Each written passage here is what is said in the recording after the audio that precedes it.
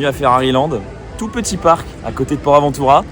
Juste derrière, vous avez ce qu'on appelle Red Force, aka l'actuel plus haut et plus rapide coaster d'Europe. Rien que ça. Alors est-ce que c'est le meilleur?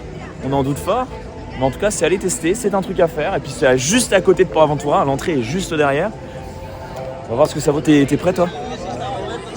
Tu connais? Tu connais déjà? J'ai subi. Moi c'est la découverte, donc on va voir. Mais ambiance du parc très différente de Port Aventura.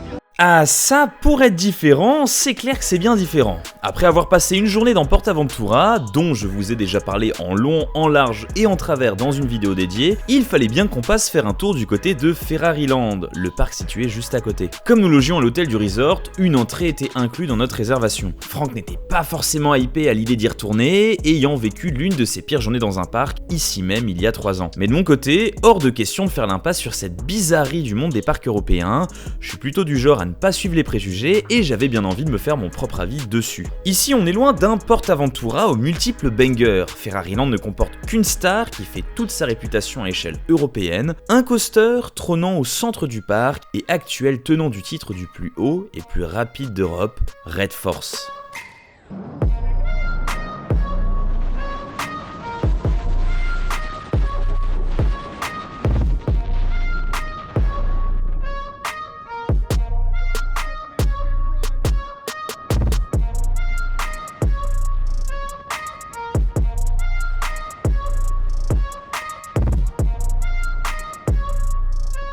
112 mètres de hauteur maximale et 180 km/h en guise de vitesse de pointe. Des statistiques avec lesquelles nous ne sommes clairement pas habitués sur notre vieux continent. À titre d'exemple, Shambhala, situé à quelques mètres de là, et ancien tenant des 2 records de Red Force, atteint quant à lui les 76 mètres de haut et 134 km/h. Et même Hyperion, l'actuel deuxième coaster le plus haut d'Europe, a bien 30 mètres d'écart avec le géant de Ferrari Land. Clairement, Red Force n'a qu'un seul objectif, faire du concours de qui a la plus grosse. Une course que très peu de parcs semblent vraiment suivre en Europe, ce qui fait du resort espagnol de Port Aventura World le record breaker depuis près de 15 ans. C'est en 2017 que Ferrari Land ouvre ses portes au public. Un parc intrigant aux antipodes du charme naturel de Port Aventura, avec la promesse d'offrir un équivalent européen des géants d'acier qui étaient à l'époque des Top Thrill Dragster et King Daka. Le parc a bien évidemment fait appel au savant fou de chez Intamin, le constructeur derrière la quasi-intégralité des coasters ayant repoussé les limites du possible du début des années 2000 jusqu'à aujourd'hui. Clairement, on reprend le parcours type des 2 big boss américains. Une ligne droite en launch pour arriver à notre vitesse de pointe, une remontée à la verticale pour atteindre en l'espace d'à peine 2 secondes le point culminant et une drop tout aussi raide que la remontée. Tout ça juste avant de finir sur les freins, simple, rapide, efficace. Le record est battu, le contrat est validé et emballé c'est pesé. Et ce qui est vraiment particulier, c'est qu'en dehors de Red Force, le parc ne comporte que des petites attractions très anecdotiques. Aucun autre hit ici, juste ce gros coaster qui trône en plein milieu. Mais le problème, lorsque vous avez un parc qui n'a qu'une seule attraction intéressante, en ajoutant à cela qu'il n'était ouvert qu'en soirée sur la période à laquelle nous nous y rendions, eh bien c'est ça. Combien il y a d'attente, Franck? 2 heures. Il n'y a plus rien à dire. Mais nous c'est bien, on avance. Hein. 54 euros. Ah oui, 54 €. Mais vous allez me dire, comment ça? 54 € de quoi? Eh bien 54 € de fast-pass, pour avoir droit à juste un ride de Red Force.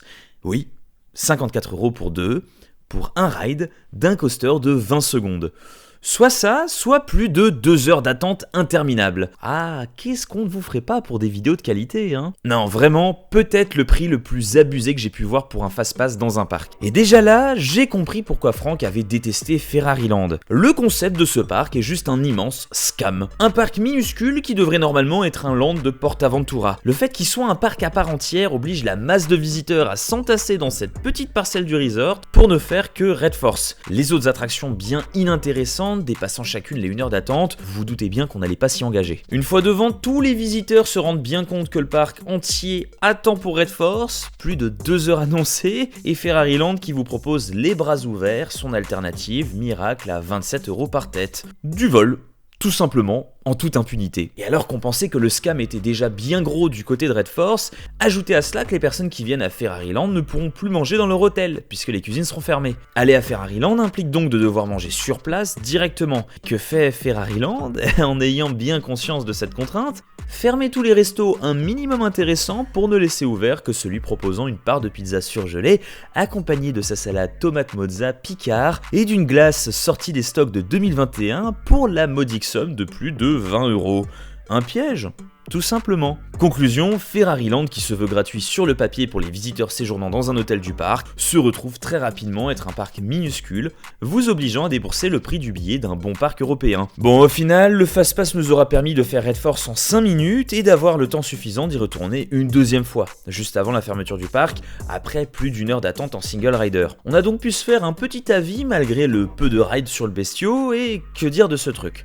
Ah, attendez, on patiente juste 20 bonnes minutes avant de faire notre dernier tour. Bah oui, une soirée bien tendue sans une panne à 2 secondes du dernier tour, ça serait pas drôle, bien évidemment. Allez, on en sort enfin, et globalement Red Force, eh bien, c'est ok.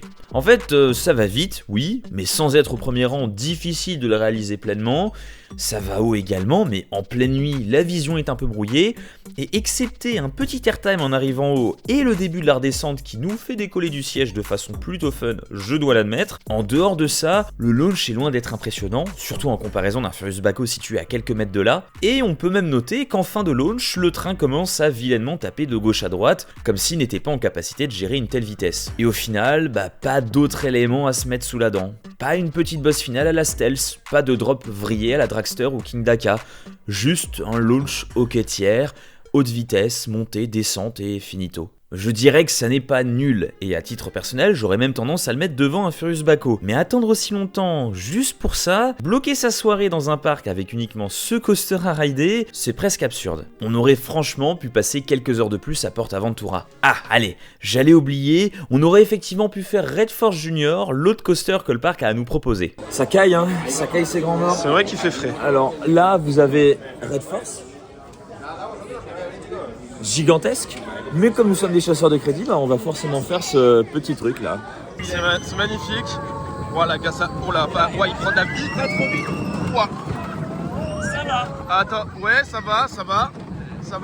Oh, ça va plus. Ouais, ça va. Ok, c'est moins pire que dans mes souvenirs, mais c'est pas agréable. Bon, au final, ça rend juste tout ça encore plus absurde. Avoir un aussi petit truc si précaire au pied du coaster le plus haut d'Europe, c'est d'une débilité, mais ça fait plus 1 au coaster count, donc on ne crachera jamais dessus, me direz-vous. D'autant plus que c'est la seule attraction à ne pas atteindre les 1 heure d'attente dans le parc, donc bon, autant le faire. Et honnêtement, c'est con, hein. Parce que quand on regarde juste ici, là, derrière, ils ont fait des petites rues très sympas. C'est pas grand. Le parc, vraiment, on fait le tour en 1 ou 2 minutes. C'est très rapide. Mais c'est mignon. Il y a une bonne base. On sent que ça a été soigné sur certains aspects. Bon, les trucs rouges, là, sur le côté, très moderne, très bizarre, voilà. Mais avec une inspiration de Maranello. Oui. Dans ces quelques petits décors inspirés de la ville de Ferrari se cachent des simulateurs à la bien mauvaise réputation et que nous n'aurons pas voulu essayer en raison des 1 heure d'attente indiquées et au vu des retours catastrophiques que Franck m'avait fait à ce sujet. On sera tout de même passé faire un petit tour par l'expo Ferrari, la seule chose pour laquelle vous n'aurez pas à débourser 1 centime de plus pour passer un moment à peu près sympa, ni à attendre 1 seule minute. Ça a le mérite d'être là. C'est la moindre des choses. Et voilà, déjà envie de partir du parc et de rentrer dormir dans notre hôtel après cette longue journée sur le resort. Puis je me faisais quand même une remarque, quand on regarde ce truc, à quel point c'est dingue et c'est débile, je parle en termes de structure. Je voyais en gare, je me disais, il y a des trains qui sont les mêmes un peu que ceux qu'on peut retrouver sur un Toutatis, sur un Conda, ce même modèle de train, en plus petit. Quand t'es dans la gare, t'as l'impression que tu vas faire un gros coaster où il se passe plein de choses. C'est une ligne droite, ça monte, ça descend, c'est fini. Les mecs ont produit un coaster gigantesque, ils ont été utilisés de l'acier pour faire ça, de l'ingénierie, il y a eu du travail derrière pour faire un truc qui monte, qui descend, qui est même pas un truc qui te satellise au niveau d'un King Daka. Et c'est juste là, c'est arrivé genre 10-15 ans après. Je ne sais pas quoi en penser.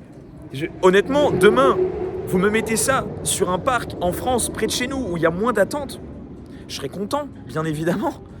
C'est trop bizarre. Je pense que c'est plus le parc avec qui on a du mal. Mais le fait que ce soit ce genre de coaster qui occupe la majorité du parc, complètement dingue.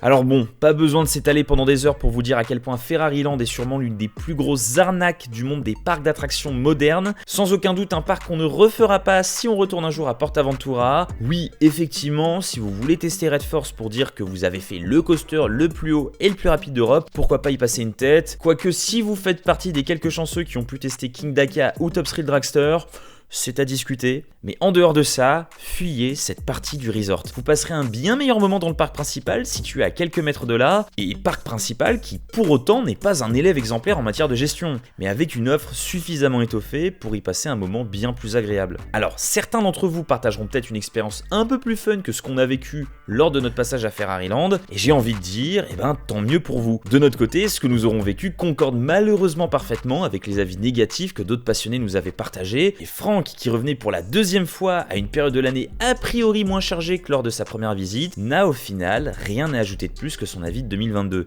On ressort de là fatigué, déçu et frustré.